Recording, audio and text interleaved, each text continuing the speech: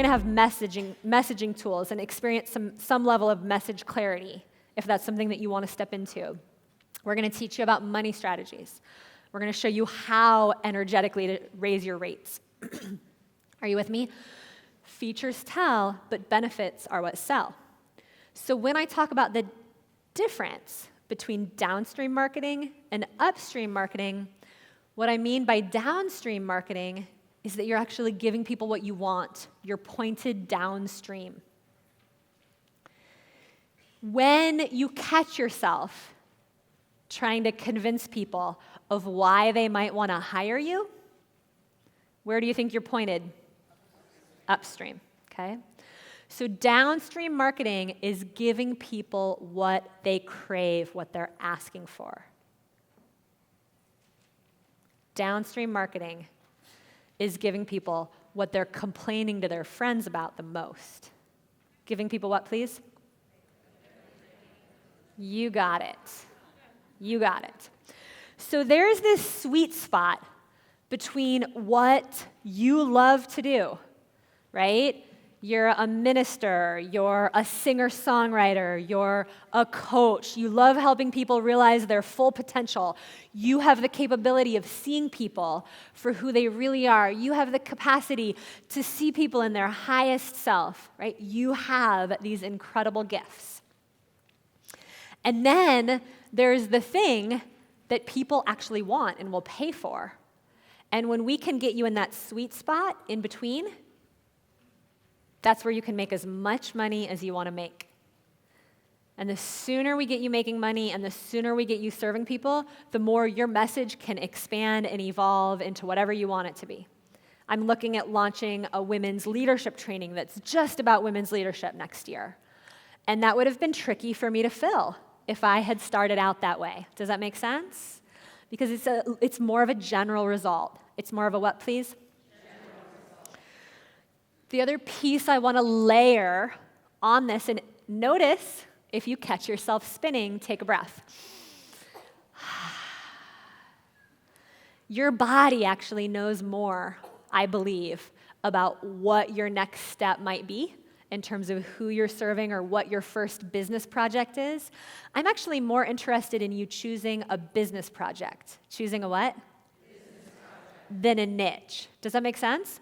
Because your first business project might be, I'm going to go out and lead a few evening workshops specifically for single moms who need support to not kill their children, right? And this is very specific. We all know single moms who probably want to kill their children. And you would be offering a really amazing resource. And it would be specific. And you might not know if single moms are going to be your long-term niche, but you would get a hell of a lot more information out of doing that than out of sitting around wondering, who are my clients? What's my niche? It's going to come to me any moment right now, and then I'm going to do something about it, right? And can we give Jesse a core and a kiss? Mwah. He taught me that little medicine. So as you're considering what this next business project is, I also invite you to honor where you've been. Honor the shit you've been through. Your health challenges, your relationship challenges, your money challenges. And to realize that as you're walking through that, you're actually going to have the opportunity to turn your greatest wound, the thing you've really struggled with the most in your life, into your greatest gift. Now, I've been through all kinds of hard things. I've been through divorce, but I'm not a divorce coach. I've been through some of the most painful exclusion that any woman can probably ever experience as a young woman. I got locked in a locker by a group of popular girls. I got beat up by a group of popular girls. They told me repeatedly that they were going to certain parties at certain bars or venues, and I would show up and none of them would be there. And I'd get a phone call and they'd be laughing on the other end of the phone. Can you see what a gift that has given me in my career. I have some of my most successful colleagues coming to me to learn how I create community in a room, and I'm super proud of that. I've gotten to work with Ryan Eliason, I've gotten to work with Ocean Robbins, I've gotten to work with Susan Pierce Thompson, specifically in the area of community building and inclusivity in a room. And why do you think that is? I went through hell. You've been through hell, and guess what? It will be your greatest asset if you let it. Now, here's the thing. It might not be a direct translation. I've been through a divorce. I'm not a divorce coach. But it certainly gave me some frickin' ovaries and some cojones to frickin' go for it already, right?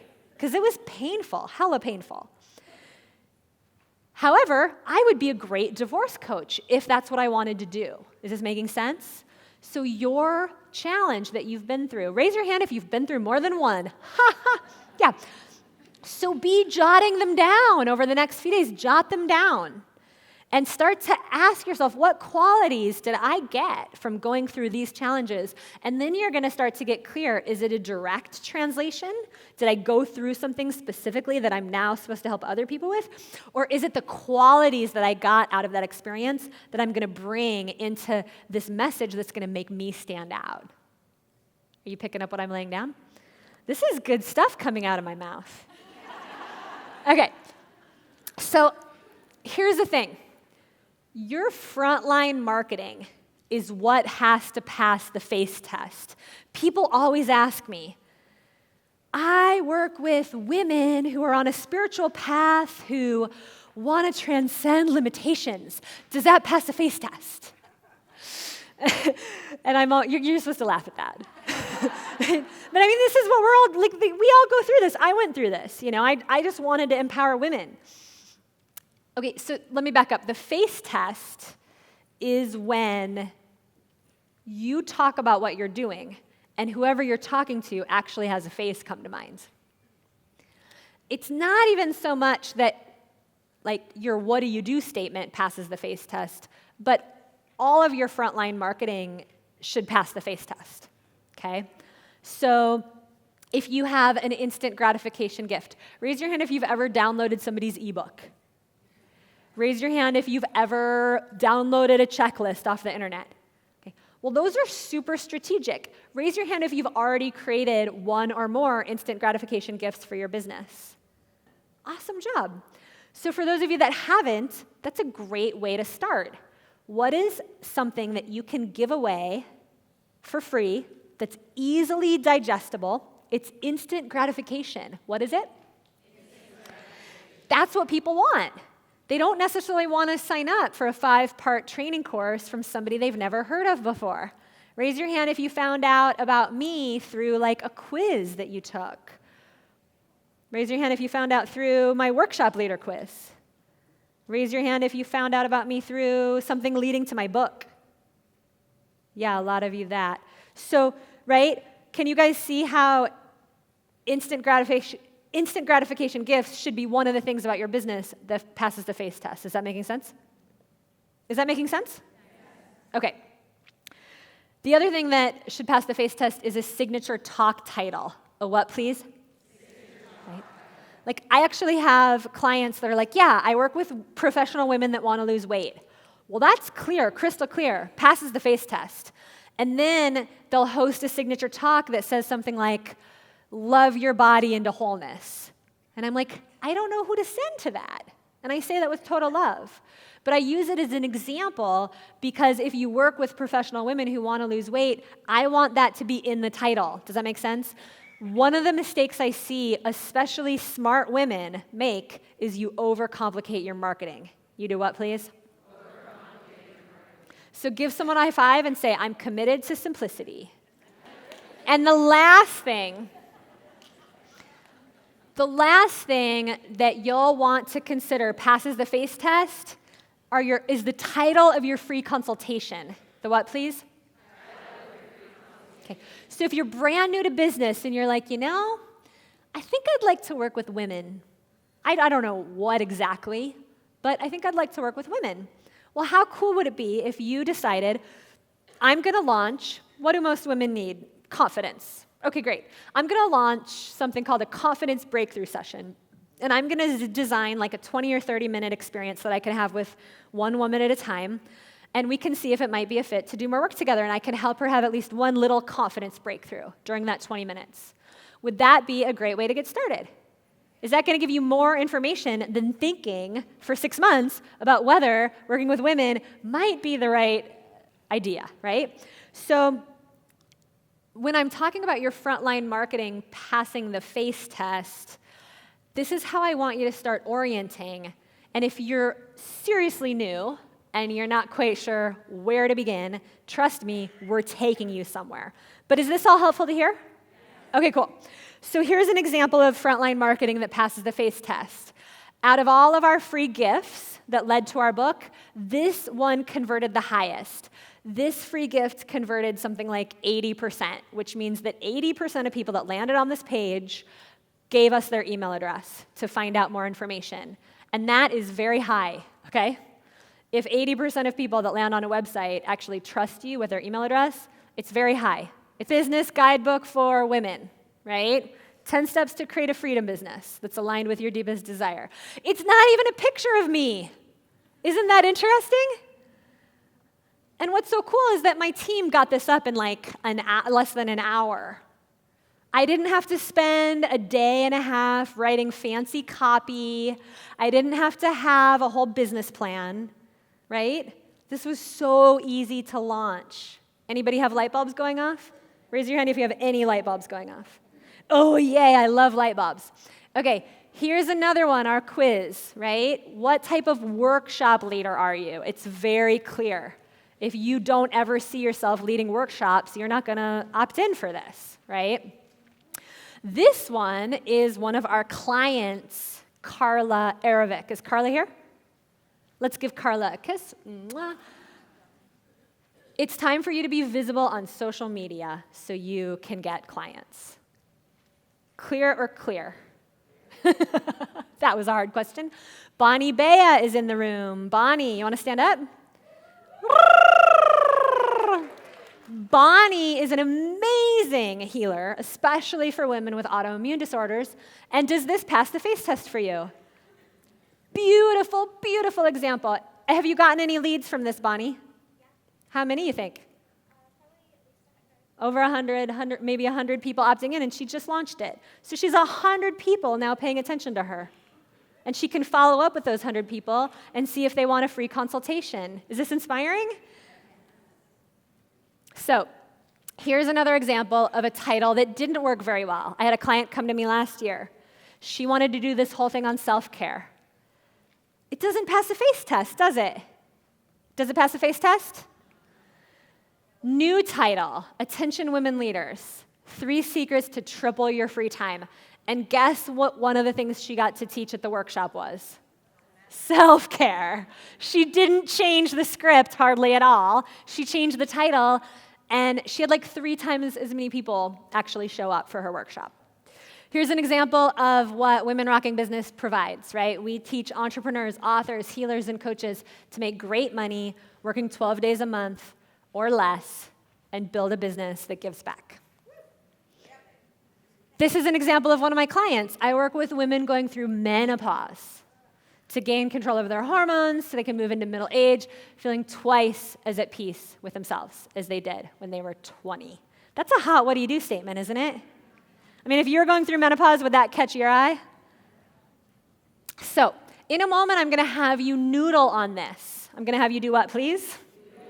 Okay, I'm going to give you a couple of minutes to noodle on it, and then I'm going to put you in a small group and have you guys give each other feedback. But guess what? The goal is to not be perfect. The goal is to be imperfect. What's the goal, please? So if you're still in progress, is that okay?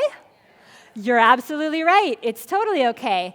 Now, if you already have a niche, I'm going to recommend that you might use this time not to wordsmith your niche statement for another half an hour, because have you ever noticed that we could wordsmith our niche statement into the ground? Has anybody ever noticed that with me?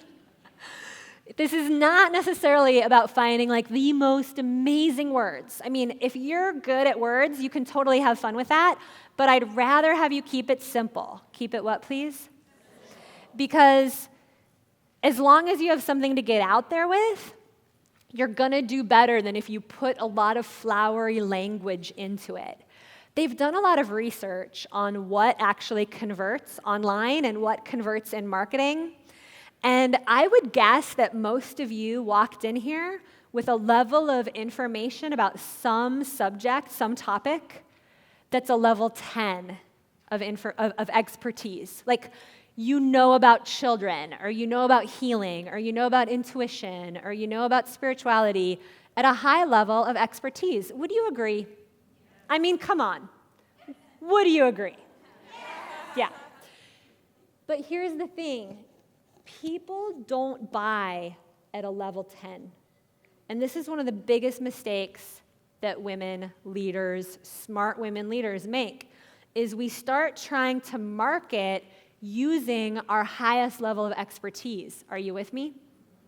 But people don't buy at a level 10. And they don't put their email address in at a level 10. Guess what level they put it in there at? A 2 or a 3.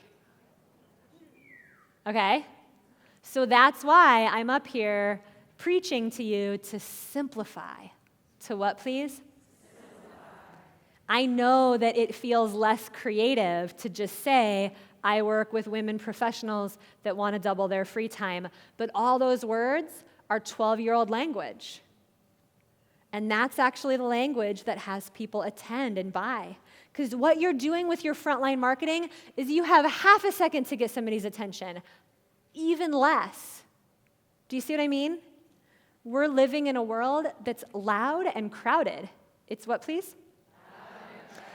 So we have a fraction of a second. How much time do we have? So you're going to say, keep it simple, sister. Kiss, baby, kiss. Keep it simple, sister. So if you are already in one of my programs and you're still noodling on this, this might be a good place to work right now, right? Start thinking about what is an instant gratification gift rather than wordsmithing my what do you do statement. When you do this thing right here, okay, we're going to work on that in a moment. When you do this, or when you're brainstorming one of these, here's what I want your group to give you feedback on. Do they actually have a face come to mind? Is it simple? Is it short? And do you sense their passion?